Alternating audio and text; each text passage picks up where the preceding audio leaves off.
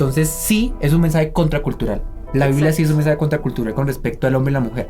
Pero aquí la Biblia es clara en que el hombre y la mujer son iguales en Cristo Jesús. Exacto. Así que no te dejes permear por los pensamientos progres de hoy, porque tratan de deformar la imagen del hombre y de la mujer. Amamos a todas las personas que no piensan como nosotros. Aclaro esto, no quiero decir que no los queremos, los amamos, pero la Biblia nos enseña esto.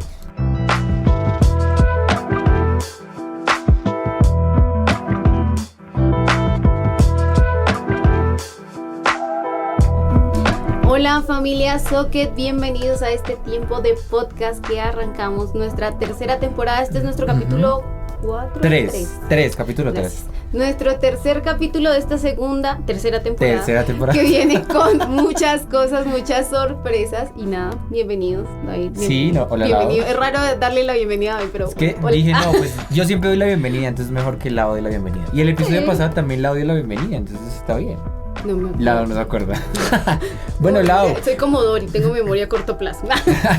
Bueno, este día, hoy tenemos un tema bien diferente, bien random, porque son algunos, vamos a hablar dentro del mismo tema, como varios subtemas, sí. Que hemos llamado tabús.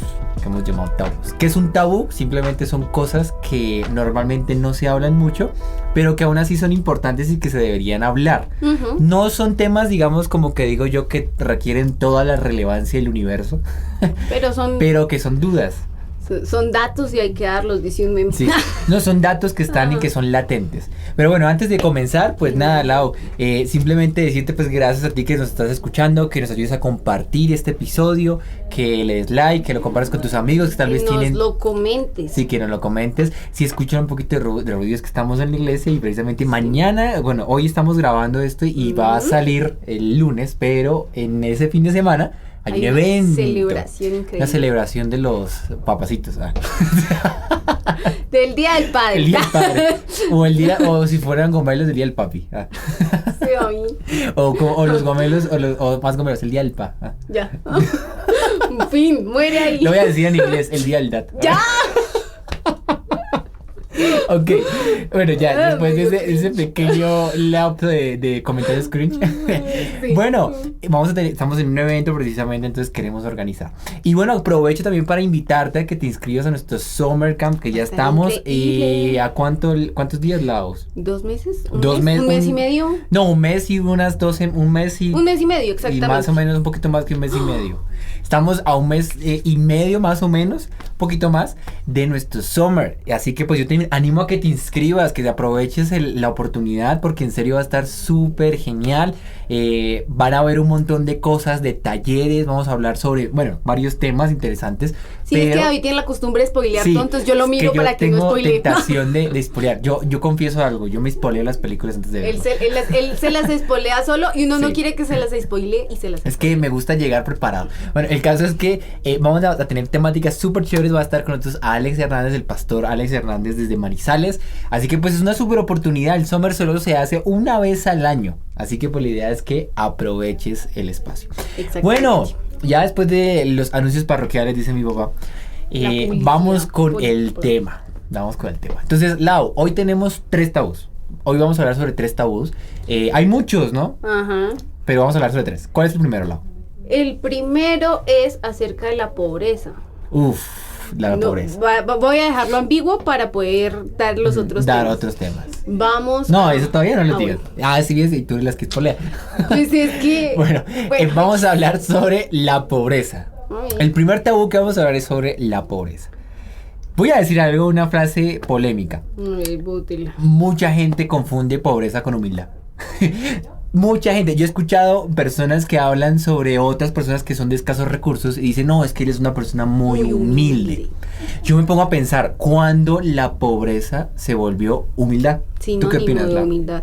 Es que siento que por esa misma razón escogimos este tema, porque la gente lo confunde de una forma muy, muy abrupta. Pensamos que el tener carencias de algunas cosas hace a la gente humildes y que la pobreza es ese sinónimo de humildad, cuando es la verdad. Yo conozco a mucha gente con mucho dinero muy humilde y conozco mucha gente que tiene escasos recursos, muy orgullosos, que son muy orgullosos. Hace algunos días me pasaba algo curioso y lo comentaba con mi hermana, porque iba por la calle, ese día yo salía sin un quinto, salíamos de servicio en la iglesia, y entonces íbamos tardecito, y pasó un muchacho y nos asustó. ¿Por qué? ¿Les asustó porque estaba feo? No, pensé que me iba a robar. Ok. Entonces, bueno, pasó una situación ahí con mi hermana, entramos a una panadería a esperar que el muchacho cruzara y se paró en la puerta a esperarnos. Entonces, de ver que no salíamos, pidió algo en la panadería. Entonces yo volteé.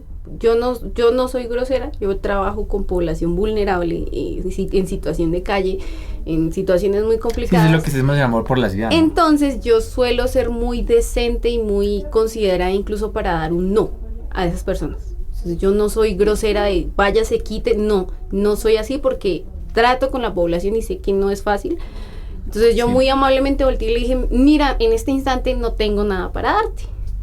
Y me pareció curioso porque levanta la cara y dice, yo a usted no le estaba diciendo nada.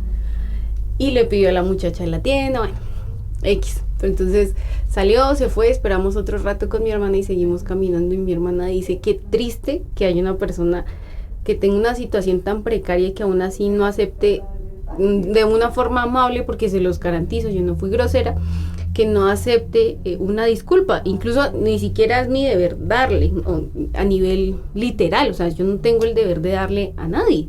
Yo lo hago cuando lo hago porque me nace de corazón. Pero no es una exigencia. Exactamente, sí. Pero me pareció curiosa la actitud de la persona.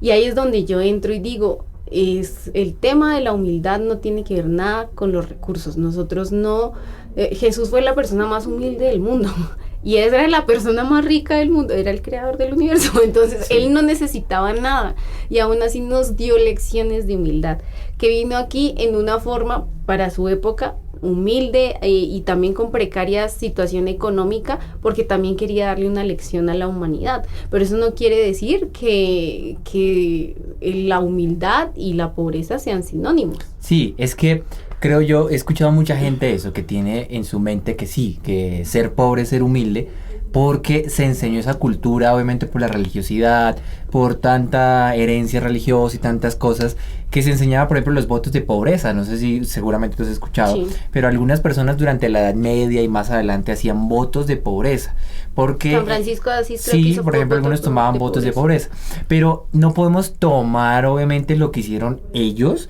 como doctrina, porque en la Biblia, en ningún lado la Biblia enseña que ser pobre es ser humilde. Y sí quiero decir esto, porque la Biblia no enseña eso. Es más, la Biblia enseña que la pobreza es sinónimo de la maldad y del pecado.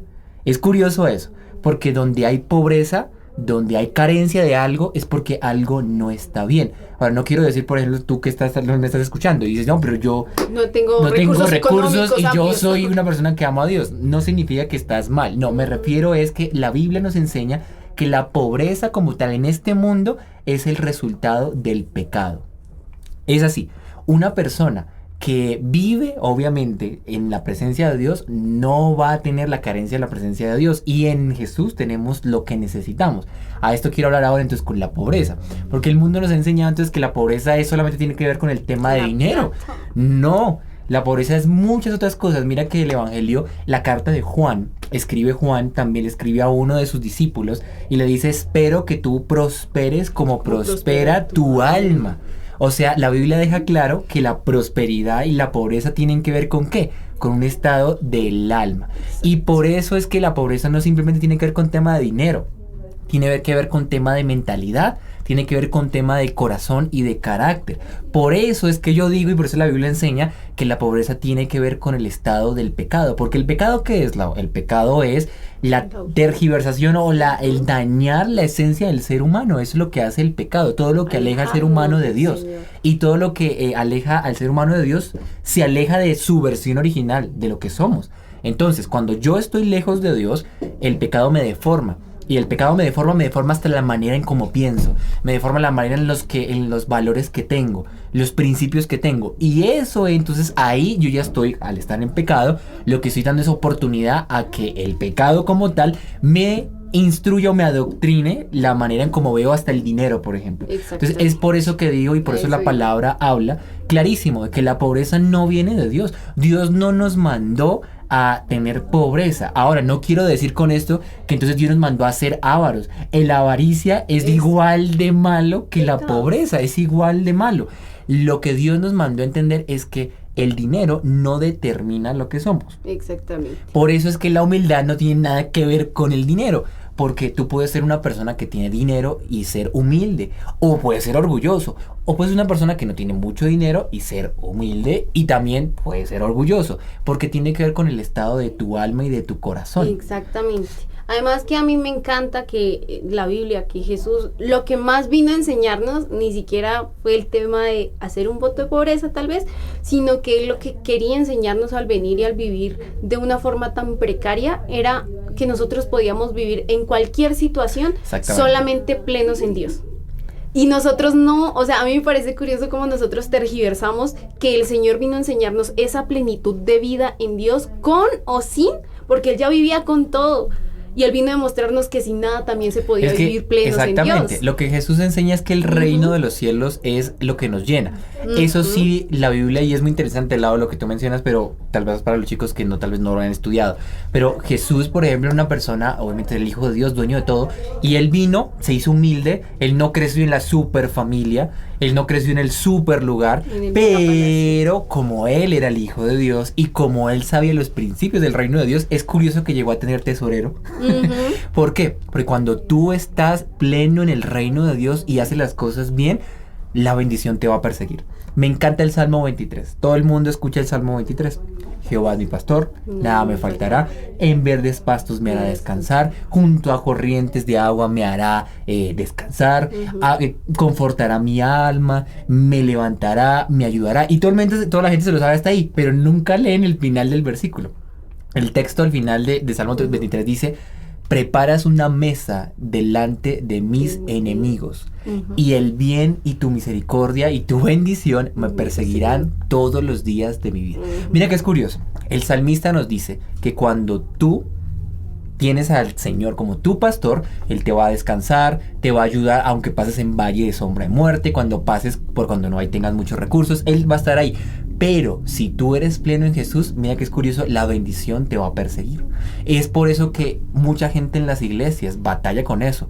Yo veo gente que tal vez sí, no estoy diciendo que tiene un conflicto. Que tiene un conflicto con dinero. eso. Sí, que tiene un conflicto con eso. Es como si no quisieran que Dios los bendijera. Yo creo que Dios nos quiere bendecir. Lo que Dios no quiere es que tú tengas las cosas como tu Dios. La Biblia, Jesús dijo: el amor al dinero es la raíz de todos los males. Pero no dijo que el dinero era malo. Dijo el amor al dinero, como también el amor a tener, por ejemplo, una pareja por encima de Dios. Como por ejemplo tener el amor a tu trabajo más que a tu familia. Es más, el amor a muchas cosas más que lo que es Dios. Eso se llama idolatría. Entonces es curioso eso, pero Dios no quiere que tú y yo tengamos esa mentalidad de que hay que ser pobres porque eso es ser humilde. No, eso es una mentira que el enemigo ha metido y que la gente tiene, y creo que es momento de cambiar ese lenguaje.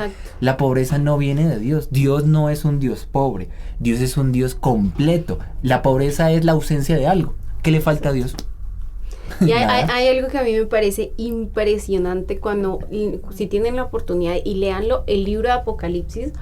A mí me encanta porque cuando el Señor Juan describe cómo Él ve el reino de los cielos, Él no describe una chocita. O sea, que no hay problema, el techo partiéndose. Sí, no hay problema, una chocita. Jesús nació en un establo. Exactamente, pero me encanta porque el Señor siempre va a vivir en esa plenitud, y en esa plenitud es que Él nos invita a vivir. Por eso es que nos llama a aceptar la vida eterna, porque Él quiere que vivamos en una plenitud y en una vida que esté primero con Él encima, pero que podamos vivir bien. Y no solamente eso, sino que intentamos que en Él nada nos falta. Por eso digo, el tema de la pobreza no tiene que ver con el dinero, tiene que ver con la mente de la gente, porque hay gente que dice que hay gente que tiene recursos y sigue teniendo mente de pobreza. Por ejemplo, cuando Dios te da algo y tú dices: el otro mes no me va a alcanzar. Eso estás declarando desde ya que no vas a tener. Cuando Jesús dice: cada día tiene su propio afán. Si los árboles, si los pájaros vuelan por todo lado y su Padre Celestial les alimenta, ¿cuánto más ustedes no les voy a dar? ¿Por qué tienen tan poca fe? vivan cada día, dice Jesús. Precisamente esta semana estaba leyendo ese texto porque estoy en los evangelios nuevamente y Jesús estaba hablando acerca de eso. Jesús lo que nos enseña es que la pobreza no viene de él, pero sí nos enseña a que entendamos que la pobreza, ¿qué es? La pobreza es la ausencia de algo. En Jesús, ¿qué nos falta? Nada. Y en realidad, si nos damos cuenta, somos ricos, porque si tenemos familia, tenemos salud, tenemos comida, tenemos alimento, tenemos estudio, tenemos posibilidades que otros tienen, esos son regalos de Dios que mucha gente no tiene. Ahora, si vamos a reducir todo a dinero, esa es una mentalidad de pobreza, porque gente que solamente piensa en dinero es gente más pobre, porque la gente que anda preocupada cuando no tiene algo, es la gente, y quiero tocar aquí un callo, es la gente que dice, por ejemplo, no ofrendo y no diezmo porque no tengo. Eso es una mentalidad de pobreza, porque cuando tú dices yo no soy fiel a Dios o es más, no le doy a los pobres o necesitados porque no tengo. Eso es ser una mentalidad de pobreza. Si tú tienes algo, puedes darlo, aunque tú la vez digas, uy, me quedé esta semana sin 5,000. Bueno, pues son 5,000 pesos o 10,000 o lo que sea que des, no importa. Si tú tienes la mentalidad de que ya no vas a tener, tienes un problema en tu corazón. Y es por eso que Dios nos habla de que la pobreza es un estado del alma, no del dinero, es un estado del alma. Y eso se traduce en cómo manejas tus recursos, tu tiempo, tus prioridades, todo. Por ejemplo, hay gente que le dedica mucho más tiempo al trabajo, preocupados por la plata, y se olvidan de la familia. Eso también es una mentalidad de pobreza, porque estás declarando que necesitas trabajar más porque crees que no te va a alcanzar. Que no vas a quedarte con nada más. Aclaro esto, obviamente hay gente que sí le toca sí o sí por su trabajo, le toca trabajar todos los domingos o todos los días. Es entendible, no estoy diciendo que esa gente sea así, no, pero por ejemplo hablo de la gente que tiene la posibilidad de sacar su tiempo y no lo hace. Que son sus propios jefes, o por ejemplo que son sus propias personas que pueden sacar su tiempo y deciden trabajar un día más en vez de dedicarle el domingo, por ejemplo, al Señor y a la familia. No lo hacen porque tienen que trabajar, porque estás pensando que no te va a alcanzar. Entonces es por eso que tenemos que entender que la pobreza tiene que ver con un estado del alma, no con un estado del dinero, no con el estado de tu cuenta. Y ahora, nosotros somos llamados a ayudar a las personas que tienen dificultades económicas, y eso es una realidad. O sea, nosotros acá no estamos desconociendo que haya gente que no tiene que comer todos los días. Eso es una realidad, pero hay algo que a mí me encanta y que toca mi corazón.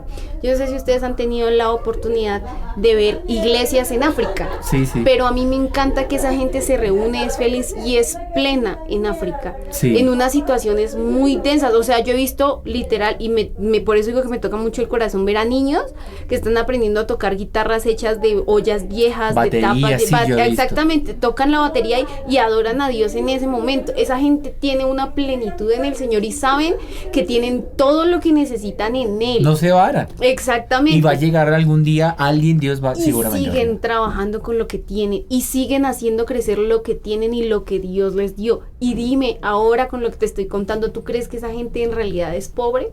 Somos más pobres nosotros que creemos que la gente necesita tal vez más recursos económicos en lugar de entregarles y mostrarles la plenitud de la vida en Dios, que es lo que realmente nos va a llenar. Y hay un versículo al lado, si me lo permites. Hay un versículo que me gusta mucho porque Jesús nos habla que es con el respecto al tema de la pobreza.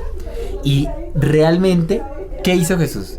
Dice la palabra de Dios, dice, ustedes conocen con la gracia generosa que nuestro Señor Jesucristo nos amó, que aunque era rico, por amor a ustedes se hizo pobre para que mediante su pobreza pudiera nosotros hacernos ¿qué? Ricos. Entonces a eso voy. Mira, Jesús, que es el Rey de los Reyes, vino a esta tierra, dio lo mejor que tenía, dio su vida entera, se llevó tu pobreza, mi pobreza, tu mentalidad de pobreza, mi mentalidad de pobreza, para que ahora nosotros tengamos su mentalidad. Y por eso es que yo creo que la mentalidad tiene que ver, yo escucho a muchos coaches de esos de vida, de esos que hablan de finanzas y no sé qué, y mira que es curioso, pero los más cracks, o sea, los que en serio sí uno dice, uy, este man es un empresario de verdad, sí, no es eso, cualquiera que tiene gel así mejor, no, sino, eso es de multinivel, no, sino gente en serio, que en serio, tú dices, este man ha hecho una empresa y da, en serio, se nota que es lo que habla es de verdad. Todos dicen que lo primero que tienes que hacer tú para generar recursos es cambiar tu mentalidad. Todos dicen eso, porque cuando tú empiezas a cambiar tu mente, cuando empiezas a creer que tú tienes recursos y que puedes conseguirlos, empiezan a llegar, porque hay una ley que es importante y es que nosotros recibimos lo que cosechamos. Si tú cosechas pensamientos de pobreza, eso es lo que vas a tener, no porque no tengas, sino porque fue lo que cosechaste. Si tú cosechas pensamientos de bendición, eso es lo que vas a tener, porque eso fue lo que cosechaste. Y todo eso tiene que ver con nuestra mentalidad. Cuando nosotros empezamos a cambiar nuestra mentalidad, es cuando nosotros empezamos a conocer más de Dios. Hay algo que a mí me vuela la cabeza. Los mejores empresarios del mundo son los judíos. Sí, ellos ¿Por nunca les qué? falta nada. Porque ellos aplican a cabalidad los principios bíblicos. Sí, y honrar a Dios, honrar a los Exactamente. necesitados y administrar bien su dinero. Exactamente. Son geniales. Son Sí. personas que sea la situación en la que sea, ustedes se dan cuenta en las mayores crisis económicas. De hecho, esta semana hablaba con amigos de la Segunda Guerra Mundial. Después de la Primera Guerra Mundial, Alemania queda en la inmunda. Toda Alemania, toda la economía cae al piso y los primeros que salen a flote, ¿quiénes fueron? Fueron los judíos. Mira que es muy interesante eso, o sea, a mí me decía un amigo también en Nueva York, me decía David, en Nueva York hay una comunidad de judíos, yo no veo judío pobre, o sea, de recursos, todos son muy prósperos. ¿Por qué? Porque tienen esos principios. Entonces, clarísimo, primer tabú, Dios no quiere que tú y yo seamos pobres, Dios, en Él no somos pobres, en Él tenemos todo lo que necesitamos. Ahora, con respecto a los recursos, pues hay que entender que hay que ser fiel a Dios, hay que ser inteligente con tu dinero y hay que ser inteligente en cómo trabajas también. Eso tiene que ver con principios de la Biblia. La Biblia habla sobre todo eso. Salomón era el rey más próspero porque era inteligente y porque tenía sabiduría. Entonces, ¿nosotros qué tenemos que hacer? Dios no te va a mandar el dinero de la nada, te va a dar recursos, tus manos y talentos para que tú trabajes. Y esto, que se llama cabeza, cerebro, para que la usemos y para que administremos bien nuestros recursos. Pero sí te quiero decir algo, no permitas que la falta de recursos de tu familia o el contexto donde creciste te limite tus sueños, te corte las alas, porque Dios provee recursos para los que le creen. Entonces, ese es el primer tabú.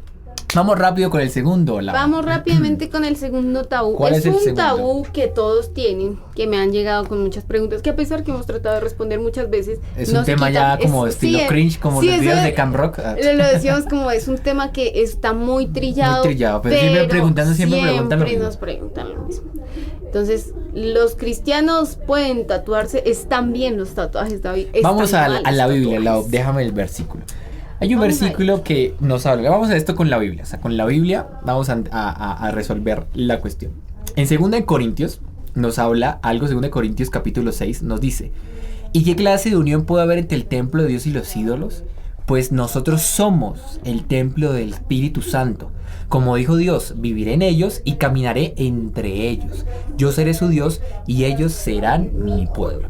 Aquí es claro, mira, nuestro cuerpo como tal, esto de carne y hueso, es templo del Espíritu de Dios. Cuando tú y yo aceptamos a Jesús, nos convertimos en la morada del Espíritu Santo.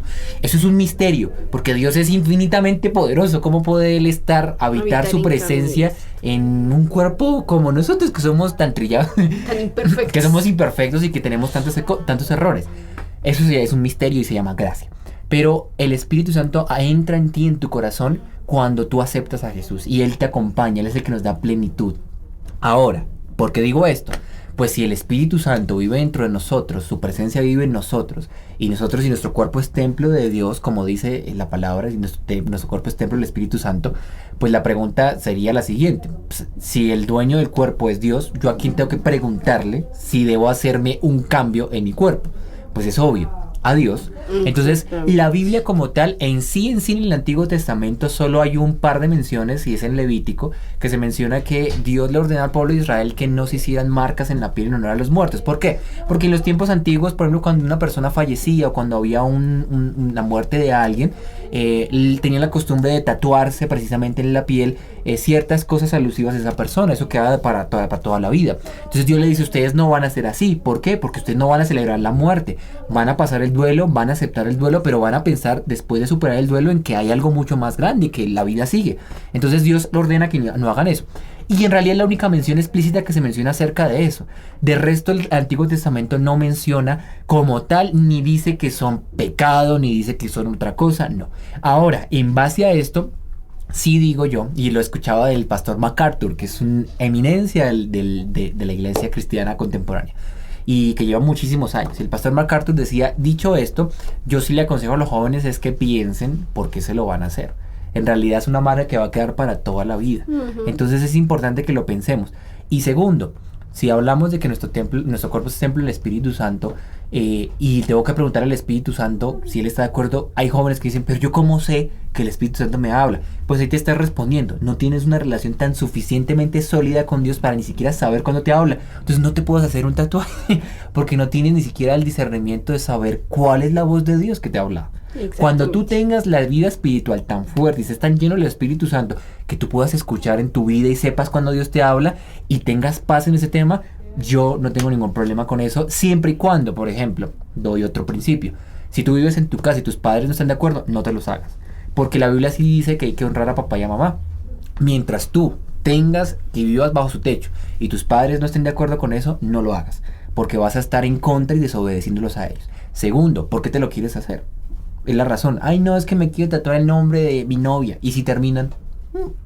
¿Cómo va a tapar ¿Y cómo te vas a tapar? Ah. Yo conocí una persona que se tatuó el nombre de una pareja y terminaron. Y se lo tatuó en el pecho.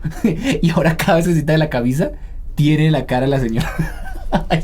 Entonces, ¿por qué te lo vas a hacer?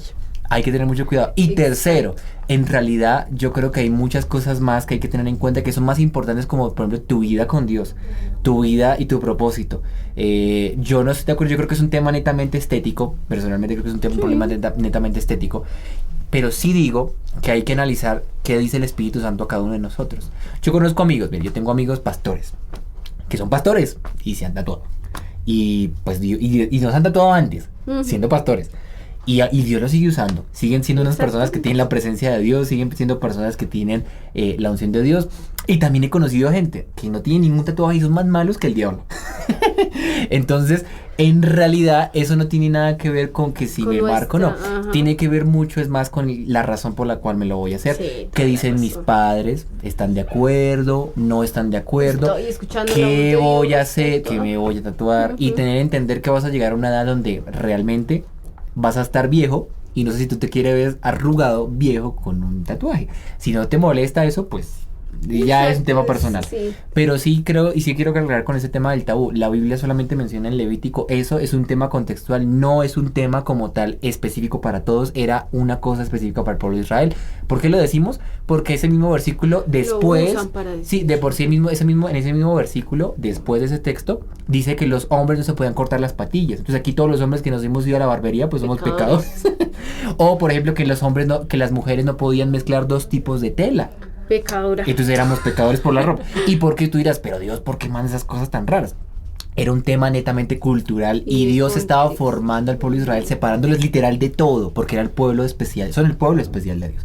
Y todos los demás nosotros que no somos Israel, pero que sí somos hijos de Dios, entonces nosotros por eso no podemos tomar cosas culturales, contextuales, como si fueran doctrina. Aún así sí quiero decir, yo sí te aconsejo que primero pues habla con Dios, ten una ten una vida espiritual fuerte con Dios, y si el Espíritu Santo te da paz y tranquilidad y tus padres están de acuerdo, ¿y qué te vas a tatuar?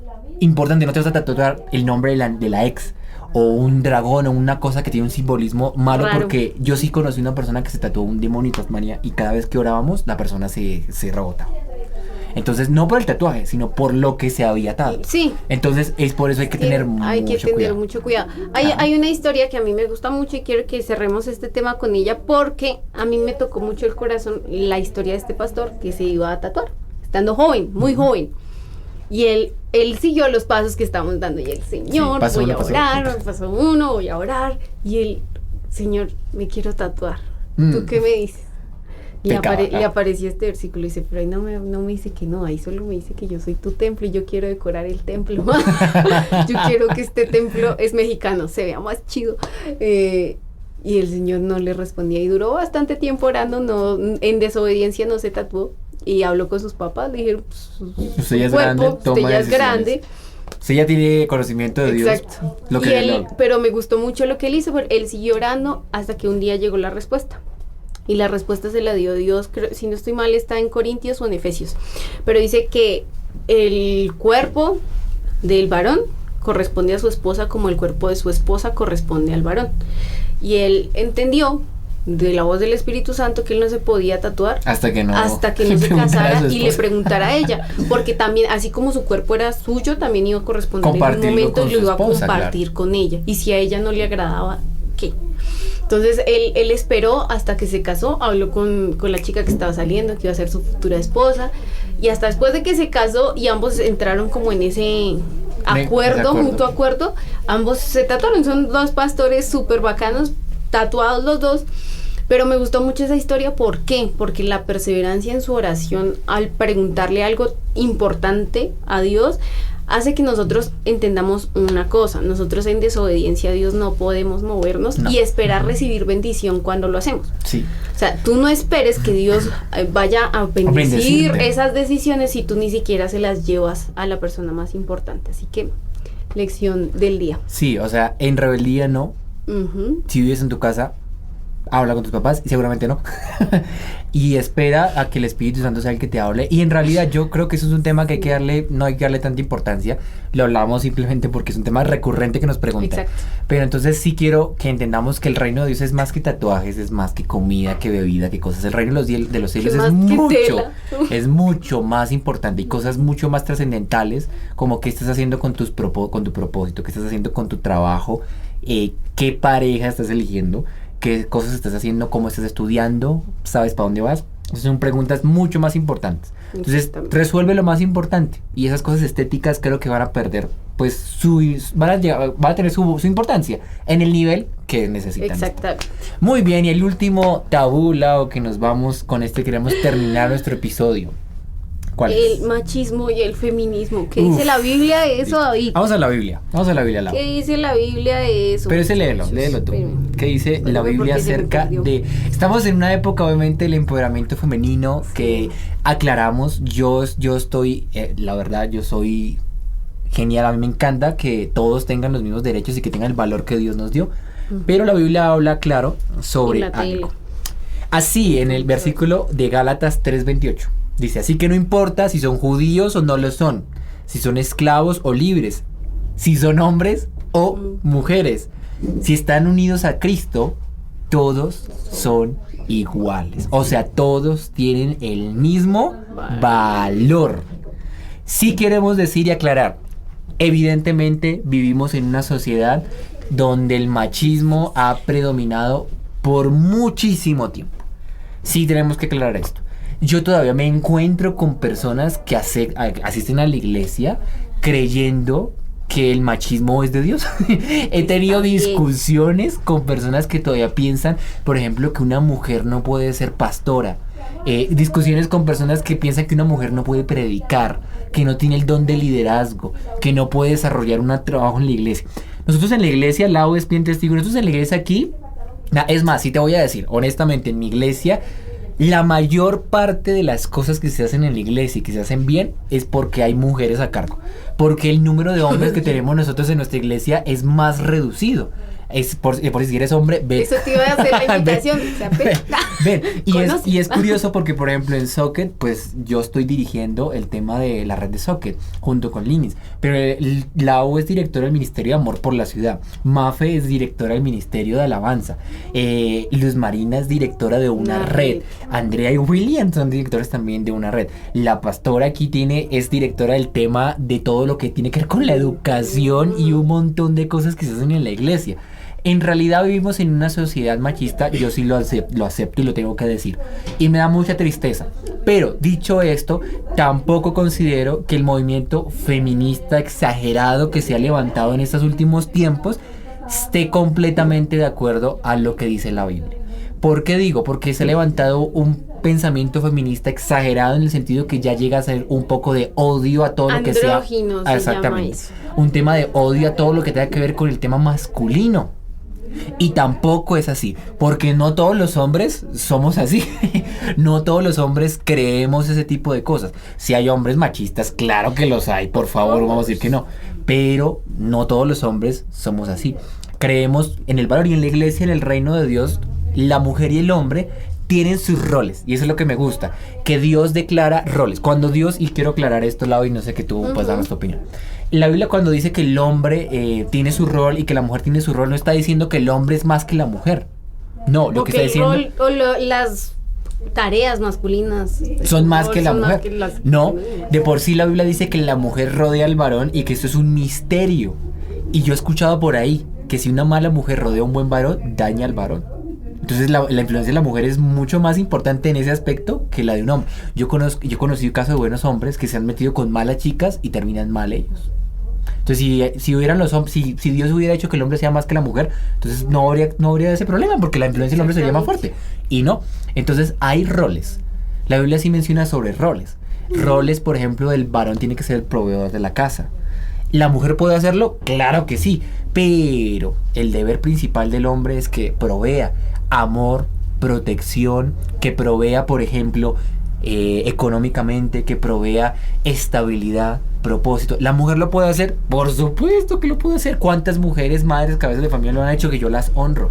Pero Dios estipuló al varón y nos va a dar más duro a nosotros si no lo hacemos bien. Ahora, las mujeres tienen otros roles. Hay un rol muy importante y muy valioso que los hombres no tienen, por ejemplo, el rol que la mujer tiene de engendrar. Y obvio, no estoy diciendo que las mujeres nacían solo para engendrar, para nada, eso es un pensamiento machista. Pero Dios les dio el regalo a las mujeres de engendrar, cosa que los hombres, por ejemplo, no tenemos. Y las mujeres tienen mucha más fuerza. Es más, en una familia, el rol de una mamá, fundamental. El papá se puede ir y la mamá permanece y sostiene esa casa.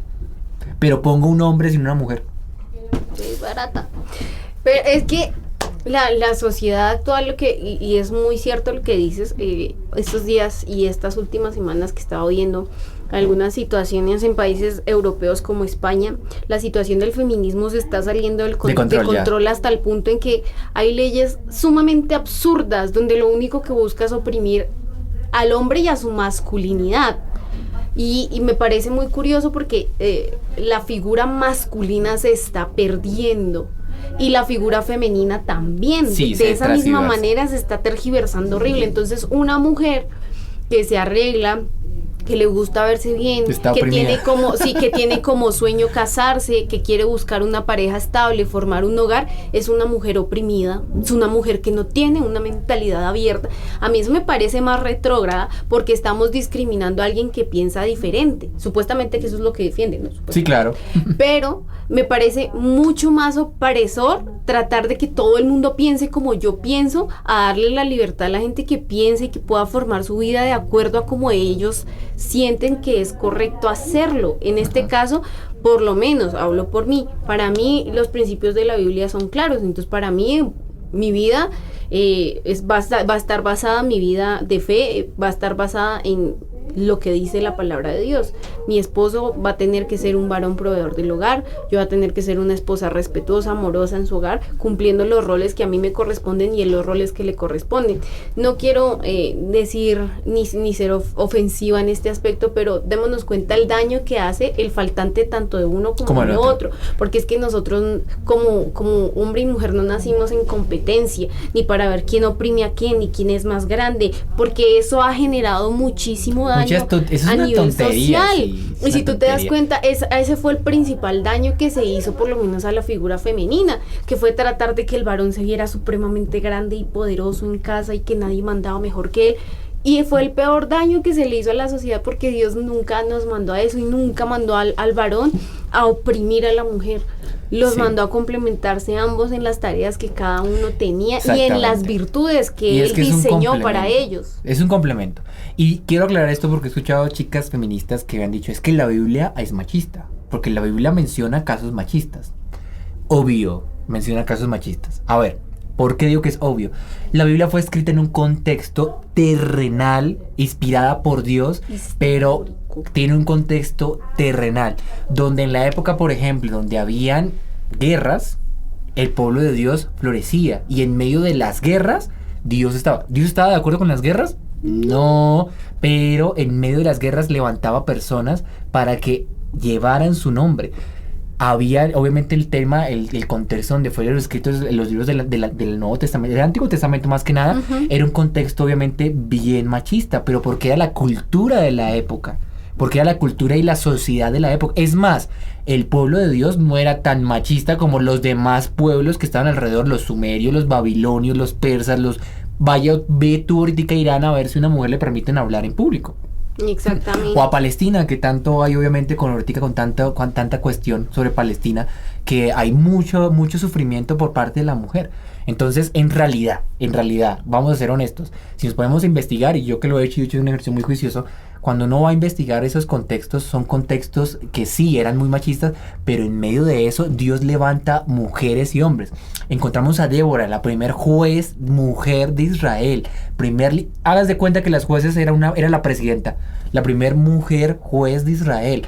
Tenemos a Esther, tenemos a Ruth, tenemos a María. Es más, los primeros líderes de la iglesia eran hombres, pero también eran mujeres. De por sí hay datos arqueológicos de que las primeras iglesias tenían líderes mujeres. Priscila es una mujer que el apóstol Pablo menciona. Priscila era líder de la iglesia y Priscila con su esposo Aquila tenían su iglesia en su casa y la pastora era Priscila. Entonces, pues si nos ponemos a analizar las cosas, la Biblia no está enseñando eso. Lo que la Biblia está enseñando es que sí se mencionan casos machistas, pero que a pesar de eso, Dios restaura la imagen del hombre y de la mujer. Enseña eso. También esa parte, querer oprimirse el uno al otro, de querer echarse culpas el uno al otro, nace también de la raíz del pecado. Dios cuando creó al hombre y a la mujer no los creó a uno por encima del otro, los hizo iguales. A mí me encanta que es más, yo creo que y hombre los creó a su imagen. Y honestamente, Lau, creo que ustedes las mujeres tienen más habilidades que nosotros. Por ejemplo, en cosas, nosotros somos muy unos y ceros. Ustedes tienen la capacidad de pensar muchísimas cosas a la vez. Pero por ejemplo, ustedes, nos complementamos, porque a la vez, como ustedes piensan en tantas cosas, a veces necesitamos enfoque en solamente unos y ceros. Entonces ahí entramos nosotros. Y por eso nos necesitamos. El enfoque y la cabeza del hogar, lo dice el Señor, es el varón. No porque sea superior a la mujer, sino porque tiene esa capacidad de liderazgo y de enfoque en la situación. Las mujeres nos dispersamos mucho más fácil. Entonces sí, es un mensaje contracultural. La Biblia sí es un mensaje contracultural con respecto al hombre y la mujer. Pero aquí la Biblia es clara en que el hombre y la mujer son iguales en Cristo Jesús. Exacto. Así que no te dejes permear por los pensamientos progres de hoy, porque tratan de deformar la imagen del hombre y de la mujer. Amamos a todas las personas que no piensan como nosotros. Aclaro esto, no quiero decir que no los queremos, los amamos, pero la Biblia nos enseña esto. Tú decides si quieres seguir el principio de la Biblia. Yo sí quiero, creo que tú también, creo que todos acá que queremos seguir la palabra porque hemos recibido el amor de Jesús y sabemos lo que significa. Y pues bueno, Lau, ese es el tema de los tabús. No sé si quieres despedir. No, escúchenos también por Spotify, déjenos sus comentarios aquí en la parte de abajo. Y también recuerden inscribirse al campamento, otra cuñita, porque de verdad que va a estar increíble. Sí. Si todavía no se han inscrito, búsquenos en redes sociales, ahí también están los links de inscripción. Aquí al final de cada servicio en la iglesia, al final de cada reunión de jóvenes, de los mismos grupos Conexión, ustedes nos pueden escribir y nosotros les vamos a estar haciendo la inscripción, les vamos a estar respondiendo todas las preguntas que tengan y nada, supremamente invitados a lo que va a ser nuestros próximos grupos Conexión, nuestro próximo evento Soccer y nuestro campamento. Nos vemos.